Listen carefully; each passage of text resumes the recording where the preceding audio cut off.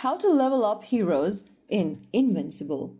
Hello and welcome back to Crazy Gamer. If you're trying to level up your hero, it is one of the most important parts of the game in Invincible. First of all, launch open the Invincible game on your device, and once you're inside this campaign section, go ahead and tap on the Heroes tab from the bottom right. You'll then come across the list of heroes you have on the game. Select the hero you want to upgrade. After choosing the hero, you'll see their level, power, skills on the next page.